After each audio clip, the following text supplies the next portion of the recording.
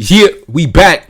Prince Harry of the British royal family says he was most likely a racist bigot before marrying his wife. Let's get into it. Now, I never make videos on this topic because, to be honest, I really have no interest in this family. I really have no interest in this couple. But for some reason, so many people, especially a decent amount of the black women within our community, they have a fascination with this family and this couple. I really don't understand it, but this headline caught my eye, so we're going to jump into it. Unfortunately, many of us have an Anglophone or a Francophone education, so we look to the European royal families in higher esteem than we do the royal families that are still active on the African continent, who still maintain the traditional customs and still maintain the lineages that go back centuries. But for whatever reason, due to the education we received as children, we look at the British royal family as, oh man, that's the royal family, to where whatever they do makes headlines. But when, for example, the Zulu king or the Zulu queen passes away, like what happened a couple years ago, it doesn't even make a peep in the mainstream media or the grassroots media or on social media. Nobody even makes a sound. But when Prince Harry drops a pen, when Prince Harry trips over and falls, oh man, TMZ is on the scene. Oh my God, it's going viral. Oh my God, 1,000 tweets. It is what it is, man. You know, I already understand how it goes. But let's jump into the article by TMZ. Prince Harry says he was probably racist or bigoted before meeting Meghan Markle. The Duke of Sussex was railing on the British news media, telling 60 Minutes how racist they were towards Meghan, and then turned things on himself, saying he too may have harbored racist feelings before meeting his wife. Harry told Anderson Cooper, "I had no idea the British press were so bigoted. Hell, I was probably bigoted before the relationship with Meghan." He went on to say that there was a rocky rite of passage for other female family members of the royal family, but adding race into the equation was a whole different thing. Harry said he had no idea news outlets would react to Meghan the way they did. As far as how Meghan changed him, he said, "Put it this way, I didn't see what I now see." Harry has made allegations of racism against other royals, telling Oprah a senior member of his family worried about the color of his son's skin, though he did not specifically say who. The publicity push comes as a roll-up to his memoir, Spare, in which he has a laundry list of grievances against the royals, including violence at the hands of his brother. Now, let's get into it, man. Let's discuss it. First of all, when the story came out that a European prince from a colonial family was gonna marry a black woman, and then once I actually seen the black woman and seen that, oh wait, she got a white daddy, she's what she got a white father.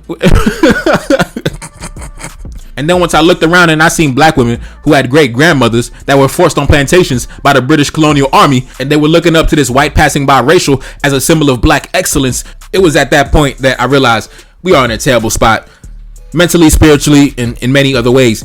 But to get into it, man, you have to understand, those of us who study history, we already know that we've seen characters like Prince Harry so many times before. We've seen him so many times before. I'm talking about European merchants, European planters, European plantation owners, estate owners who had 200, 400, 600, 800 Africans forced to a plantation, working night and day until they drop. And he had a nice little multiracial chick on his arm. Always, bro, always. We've seen them. Or if they really were bold, they had a woman directly from Africa as their mistress. Yeah, trust me.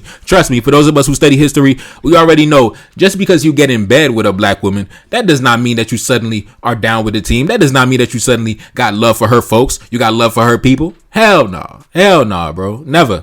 But a lot of us, we do not study history. Unfortunately, a lot of us have no interest in studying history to understand how things are the way they are today, why the British royal family has more wealth than, let's say, the royal families of Western Africa or Southern Africa. Because if we knew how that wealth was obtained, I don't think none of the women of our community would have any respect or have any reverence or any veneration towards the British royal family. That right there is a product of ignorance. And what many women have to understand is that a man can get with you, a man can be with you, a man can enjoy you specifically as a person, and at the same time be completely detached and have absolutely no admiration or veneration for the people that you come from. That's two separate things. Just because they're dealing with you does not mean that they got love for your people. And really, it's kind of how men are hardwired, because if you look through civilization, going back thousands of years, what would the men do when they came and they conquered a city? They conquered some new territory, right? First off, they eliminate the men. The young boys, they may be integrated into the conquering nation, or they also may be eliminated as well. But the women, they will be absorbed into the new culture that came in and subdued the territory, right? Now, obviously, they had no love for the civilization of which they conquered and which they integrated into theirs, right? Because they came through and vanquished the men, vanquished the young boys, and took all the women, right? That does not mean that they have love for the civilization because they took on the women, right? right? Because they got in relations with the women, because they mixed with the women. That does not mean they suddenly got love for the civilization. They came through, conquered, and eliminated the civilization. And due to the fact that society operated this way for so long, men in a way are hardwired to separate the individual from the collective, right? That's why you could have a European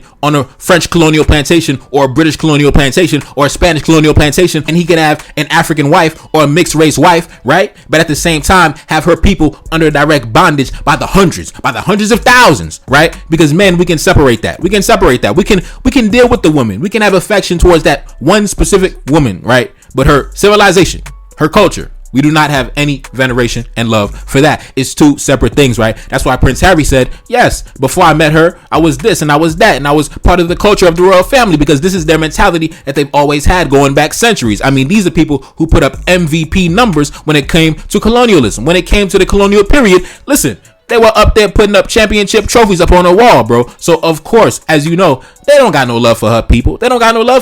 Because they put her people right in servitude to get them rich, and that wealth, guess what, they still spending money from back from the year 1655. They still spending money back from the year 1744. They still spending money back from the year 1826. Okay, it is what it is, and they never gonna get it back. They never gonna give it back. They never gonna pay reparations.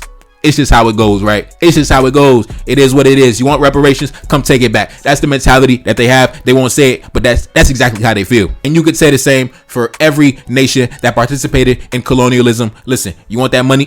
Better come take it back. You know what I mean? Another thing that we have to take into consideration, like I mentioned in the beginning of the video, the education that we receive, right? I was talking about us as black people around the world. We receive a colonial education that is geared towards the Anglophone educational model or the Francophone educational model. And because of that, we are not the only ones who receive that education. Just like we were never taught in school about the many wonders of Africa, the many wonders of our ancestors throughout civilization, throughout the chapters of history. Yes, children from other groups, they are also never taught that, right? In their mind, we never accomplished anything. We never did anything because it's been wiped away from the history books. So at the end of the day, why would he have any reverence or love for her people when he grew up? He didn't learn anything about her people. I'm pretty sure in the schools out in the UK, they're not teaching about African American history. They're not teaching about pre-colonial African history on the continent. No, what they're teaching out in the UK, out in Europe, and pretty much in the United States as well is manifest destiny. The Europeans came and they civilized the continent, right? While at the same time glorifying the wonders and the exploits of the Europeans throughout the colonial period. So of course, it would be no surprise that Prince Harry would harbor some feelings that could be qualified as racist or bigoted, because not only is it due to the family of which he was brought up in, but also the education he received as a child, the media that he ingested as a child, which we are all victim to, right? Regardless of our background, our race, religion, we are all victim to the same educational model that minimizes the accomplishments and the civilizations of our ancestors while also glorifying the accomplishments of the Europeans. So do I think he's really changed because he's dealing with a white passing multiracial woman?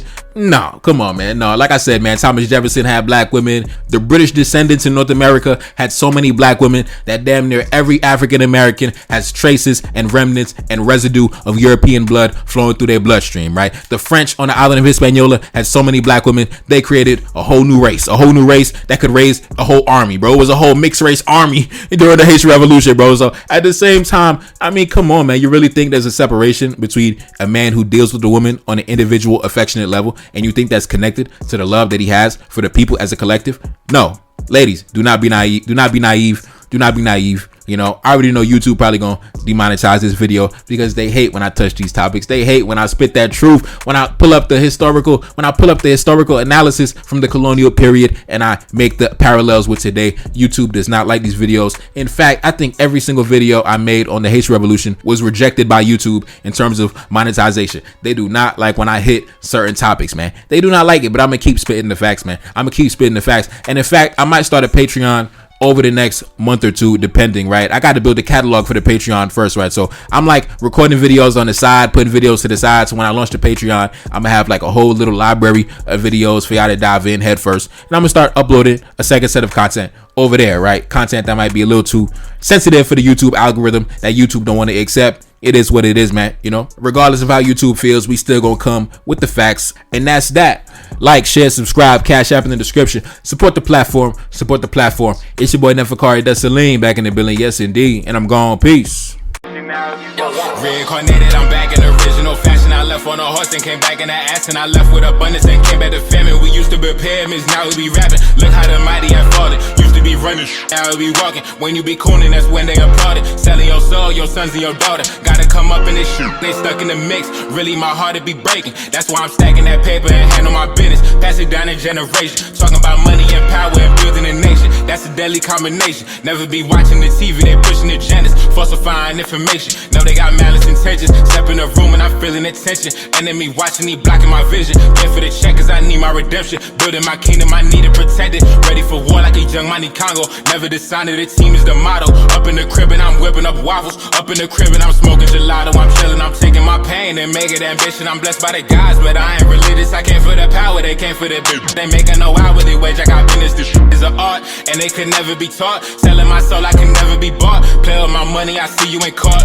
Run to the check and I do it for sport. Babylon falling, I go to the source. Packing my luggage and go overseas. Shorty be with me and she so elite. Shorty be chocolate, I'm calling her Hershey. Secret intelligence probably gon' murk me. Don't fuck with brands cause nigga I'm Haitian. Say the wrong shit and you're smacking their faces.